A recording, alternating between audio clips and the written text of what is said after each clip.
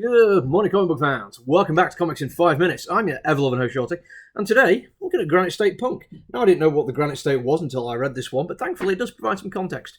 And it's a good comic book. It's a one-shot, which is unusual. I don't really go for one-shot comic books that often. The last one I did was the Vampire Nation Blade thing, which I really quite liked, and it turns out, we've just found out today that they're doing more Blade comic books, so yay, let's look at a one-shot. Part of the reason why I do like it is the form of this, but there are some slight issues that I'll talk about later on, which if I was rating it out of 10 might drop it a point, but nothing too major, but at least worth engaging with. First of all, I'm going to talk about stuff I like, which is the artwork to begin with. Check the guy's name, so I'm really bad at remembering names. Patrick Burmeyer, I believe is how you pronounce his name, and he has done some absolutely lo-fi, grungy, punky artwork, and which is fantastic. It's what I want. I mean, Granite State Punk is the name of the comic book. I don't think I'd be really happy if this was really fine line computer color kind of stuff. It looks like a lot of his work is done with pencils, which I quite like.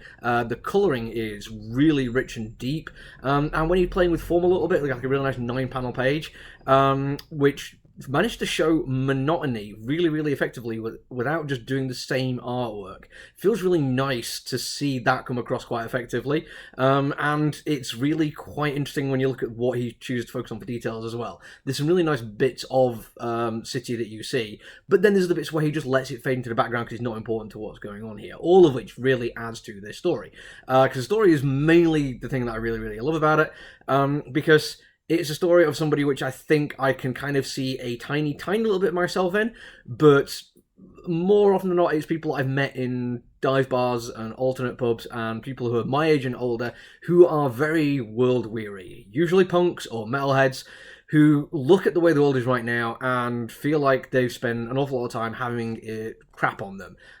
They look at everything that's gone wrong, they don't see a sense or a way that they can change things, and basically the nihilism takes over. And I do kind of get that. I'm Gen X, I'm 45 years old, growing up with nihilism. I mean, hell, The Simpsons made jokes about that stuff when I was young.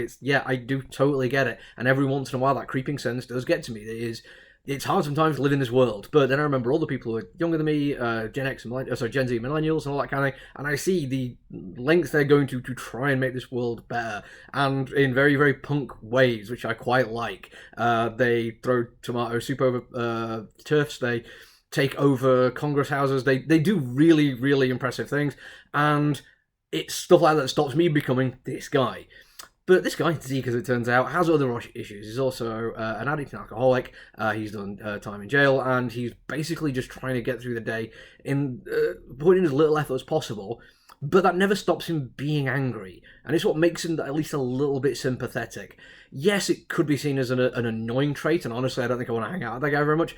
But the way he vocalizes and verbalizes what's been happening to him, you kind of get a sense that, yeah, things could have gone well for him if his life had been slightly differently. And yeah, he's a bit of a dick, but I don't hold it too much against him.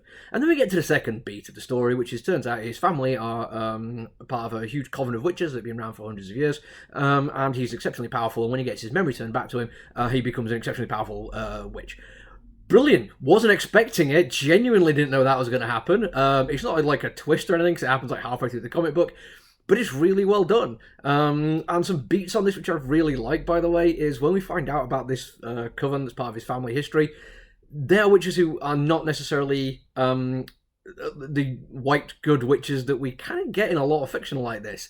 They are an oppressed minority who have to, by necessity, do some quite terrible things to ensure their safety.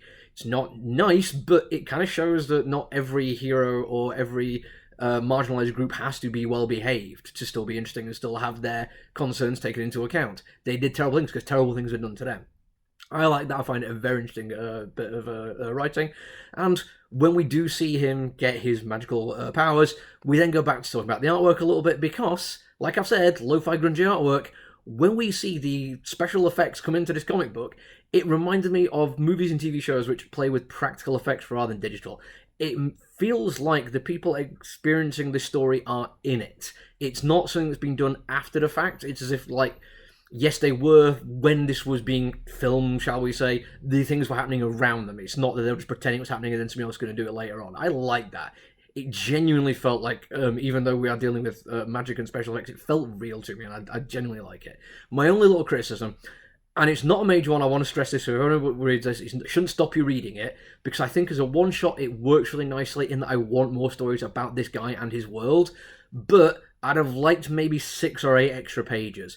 Just an extra layer of detail on a few little bit of story beats, and I think it could be a more rounded story. It felt like some stuff was either rushed or full of exposition because they had to get a lot of information into the few pages they had left. And I feel like it's been given that little bit more room to breathe. I'd have been slightly happier with it. Doesn't stop it being great, as long as you're okay with lo-fi cringy artwork and a very disgruntled punk, you're gonna love it. That's it from me. I've still got stuff to read and review this week, so expect at least one more. I've got to decide which one. Do I go for Dungeons & Dragons Saturday morning cartoon or Scout Comics Don't Spit in the Wind? I've no idea, but I'm going to read at least one of them, and there'll be another review later on. Until then, though, look after each other, everyone. Stay safe. Bye!